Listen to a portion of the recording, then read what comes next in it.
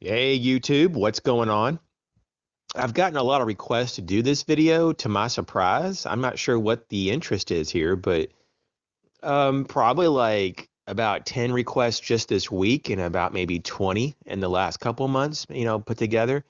And it's the same type of request, like, can you just show things that you're considering buying in the future? They're just interested. And I'm like, that's cool. And I kind of put it off like, nah, it's just kind of a goofy video, but I think I'm gonna just do it right here. So this is kind of like things that I'm looking at buying. You may be a little surprised. A lot of these items are not like the newest, on the market. I kind of typically wait to see how things turn out, as I've talked about in previous videos. I don't jump the gun on a lot of my purchases. So I just want to tell you that I do try to think through and I'm trying to be very conservative and very thrifty and value oriented. And hopefully you'll see that in this list. Of course, this list changed, it changes like almost daily in some ways. Some of these items have been on the list for a long time. So, anyways, the first item is the Nitecore tube, and they have new colors that came out last year. And there's all kinds of colors though that were available even before last year. But yeah, the clear, the olive, and the black tube. I might get three of them. That's on the wish list. Sometimes you can get them as cheap as $7.99, but they typically average around $10. The next item is this LA Police Gear pistol case.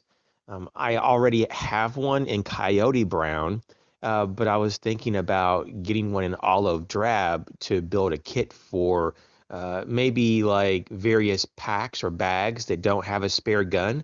I could actually build a kit. It'd be like a miniature survival kit with a spare handgun or a survival weapon. Maybe like a 22 long rifle, or if I'm going into like an inner city area, maybe just drop in an additional backup self-defense gun, and just other different types of items in there. Like maybe an extra flashlight, fire starter, multi-tool, things like that. So that's a pretty cool kit, and these little, I guess you call them cases here, like they're around like $12, and they come in different colors, and they're very sturdy. They have good zippers. They have a little handle there, and a zippered compartment inside for your weapon, and then they have these like five elastic places to put gear. You could put spare magazines. Once again, you could put like a pocket knife and things I just talked about, flashlights and all that stuff. So yeah, this is cool. This is a really good piece of gear. So I guess whenever I get a few other items to put together for an actual order with LA Police Gear, I'll probably just make sure I get one of these. And that is certainly on the list. The next is this WildTac A1S, a Black Scout Survival. This is the TAC version 2, and it has the strike bezel, and it's removable. And it also has the lens there, and had like the red lens, and it's really nice. I have one that's the plain model. When it was back with the A Tactical, I had the A1S and the just the A1, and they're both awesome. My probably my most highly recommended lights to date, and those go for like 19.99, and I think the 29.99 for the regular A1S. But for like $10 more, so it'd be like 39.99. You can get one of these, and I mean, it's starting to get a little pricey, but I guess what you're getting though is still pretty high value. In my opinion, you're getting a lot. So I'm definitely considering it. Only thing I would have to say is when I look at this, and I like this better than the Coyote version of the Black Scout Survival tack light, but the white side button is just a little bit bright. Maybe if they tone that down a little bit, that'd be cool. The next is going to be the Spyderco Salt 2 in the all black and fully serrated, with the spider edges. And yeah, so that's pretty cool. I have the Salt 1 that's all blacked out in full serrations, and I love it. And so I'm just like, man, maybe I should get the new one, Why not, It's a free country.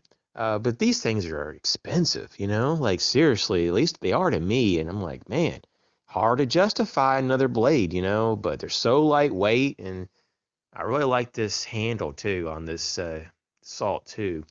So, anyways, maybe down the future, if I just run into more money, I'll probably, consider this. But right now, it's on the wish list, right? And also, I like this Zome, the olive and black version with the satin type of finished blade, Delica 4 by Spyderco. I love these things, man. I love that coloration. I love that they're all unique and one of a kind.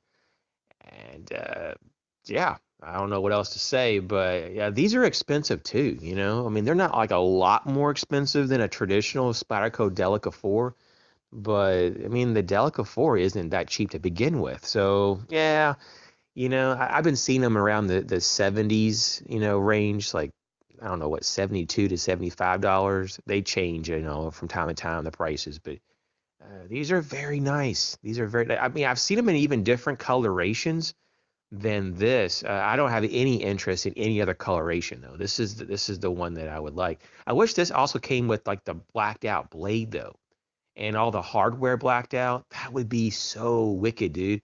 That would probably make it that much better. And it's on the wish list. And this one here is not really on my wish list, but it's there to remind me though that if they make some changes, I would be very interested in the Leatherman Sidekick. And the change would have to be that they would have to have replaceable cutting edges for the wire cutter. Like I want that to be like that part to be replaceable in case I damage them. That's what I'm afraid about getting this is that, if you damage it, it's just permanently damaged in terms of the wire cutter. And other than that, though, I think it's kind of a win-win design. Now, in terms of this, man, this is so awesome. And I don't even know when they came out with this. This kind of surprised me recently. I found this, and it must have not been out but just a few months. But I could be wrong on that.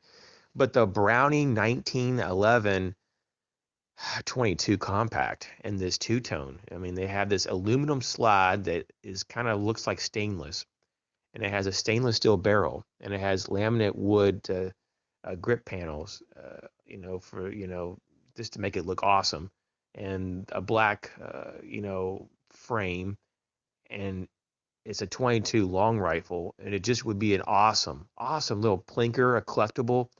Just maybe something to put in a survival pack as a backup gun. I mean, it's just, I think it even has like fiber optic sights too. I just love the whole design. Very classic. Okay, and I need your all's help though. This last segment or this portion of the video is about lighters. I'm just trying to find a good jet lighter that's going to be super durable, waterproof, very wind resistant, refillable. Probably under $30 would be really great. Ideally, it would be between $10 and $20. These are some of the candidates right here before you, and I don't know if these are any good at all. I just kind of looked at who had given these the highest reviews, or I should say, who gave lighters the best ratings, and I just kind of looked at those, at least the first few pages of the results of that search on Amazon. But these do kind of look pretty cool. Some of these are a little bit larger than I'd care for, but I'm just looking at something to put into a specialized survival kit. And I'm like, man, I don't have something like one of these. Maybe I should just try it out and see how well they last and how they work and so forth. So if you have any knowledge about these lighters, let me know. Be much appreciated. So, hey, thanks again for coming around. I hope this was kind of entertaining on some level and maybe answered some questions.